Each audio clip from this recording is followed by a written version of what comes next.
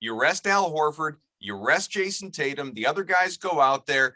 It's a good confidence builder for some of the reserves. Great game for Peyton, Sam Hauser. Not that his number's probably going to be called in the playoffs, but some of these guys, important minutes, important responsibility, and they fall just short and in all likelihood avoid the Nets in the first round. So win-win.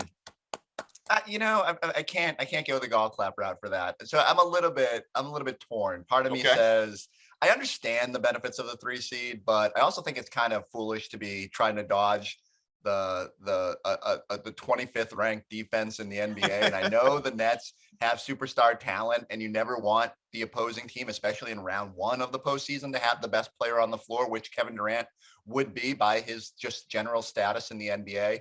But I also think the Celtics kind of roll through that matchup. The Nets are paper thin. They have no defense. And, if Durant steals them a game, then maybe it's a gentleman's sweep.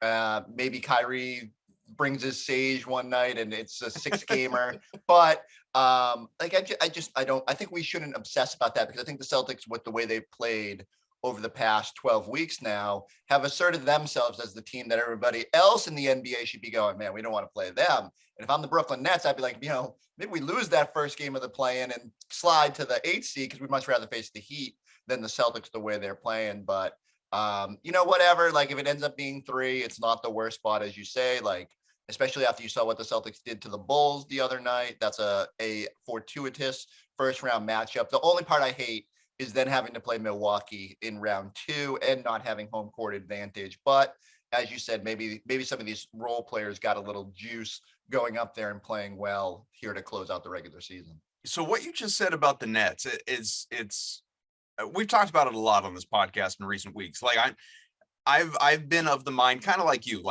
play who you're going to play. I think the Celtics shouldn't be afraid of anyone. I think they're capable of beating anyone. I tweeted as much yesterday before that game. But by the same token, to hear you say that you think that they would roll the Nets, I think they could beat them. I absolutely think they could beat them. But when you've got Durant on the other side, you've got Kyrie on the other side, and there's always the revenge narrative with him, obviously. You have him able to play home games. You don't, in all likelihood, and we'll get to this, but you don't in all likelihood have Rob Williams in the first round, and you believe they'd roll Brooklyn. Yeah, Scal got on me about it last night, because I said I think I went full steamroll, and he was like, "You can't use that word when you talk about Kevin Durant. Has Kevin Durant ever been steamrolled in the playoffs?" And I said, that's a great point. Like, I don't know. Maybe like early Oklahoma City when they were all kind of just finding their way. Maybe they had a bad playoff series, but certainly when he's been out there, it gives them a chance every night.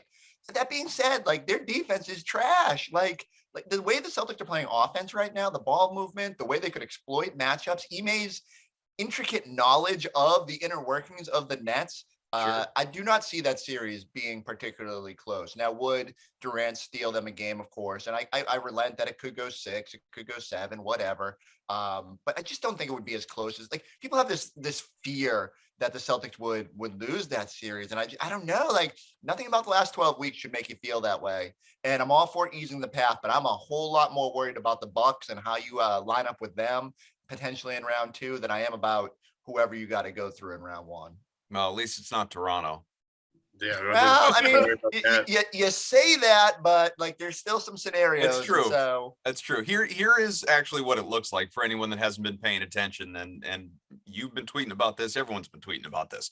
1 game left. It's Sunday in Memphis. Some of these dominoes are going to unfold even before that tip-off rolls around. But as we sit here right now, Seas have clinched home court, of course, in the first round of the playoffs. They're starting in about a week, so we'll have another show to preview that, whoever the playoff opponent is before that rolls around. But they can still finish 2nd, 3rd, or 4th in the East, again, right now, as the Bucks, Sixers, Raptors, and, of course, the Seas, they're all jockeying for seeding. Mark D'Amico, who I think is fairly plugged in, tweeted this.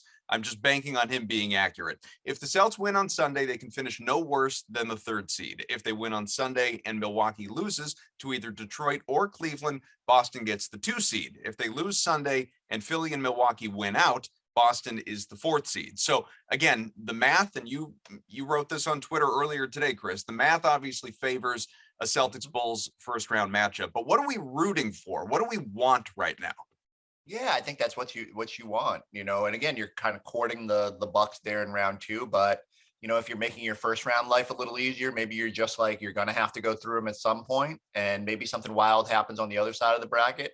Hey, maybe you're sitting here and thinking the Nets are going to push them pretty hard in round one, if that's the 2-7 matchup, and that maybe you'll be able to pounce if you kind of cruise through round one, which based on the other night against the Bulls would probably be the likelihood of how that plays out. So I think, you can feel pretty good. Like, certainly I'll relent that it's the easier path drawing the Bulls. I think even Toronto, the problem with Toronto is you bring in all these storylines about who's eligible to go north, and it becomes more of a spectacle than it would be. And like Siakam's playing better, and they're just a frisky team. That being said, the Celtics sent their JV squad up there and almost took a game when the Raptors really needed it in that stretch. So I feel confident with that matchup.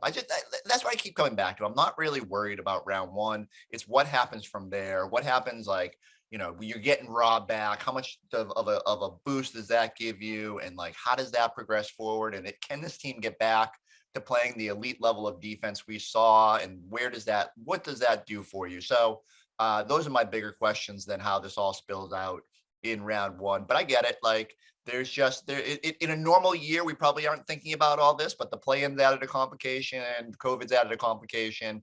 But I like Celtics Bulls is probably if you rewind the tape as much as like probably 6 weeks ago, I think when they started asking us who's the ideal playoff team, it's the Bulls or Cleveland, because the Cleveland doesn't have any experience and can't play offense good enough to win a playoff series. And the Bulls are just so exploitable on defense based on their weak links on the court. Yeah, and then you have last night, of course, against the Bucks, where the Celtics don't have Horford or Rob or Tatum, and they go toe to toe with the Bucks in Milwaukee. So it's not like this Celtics team can't hang with Milwaukee either. I mean, second half really back to back too. Yeah, it's all going to come down to health and how healthy are the Celtics. If the Celtics are as healthy as they can be, I don't think they should be really afraid of anybody at this point.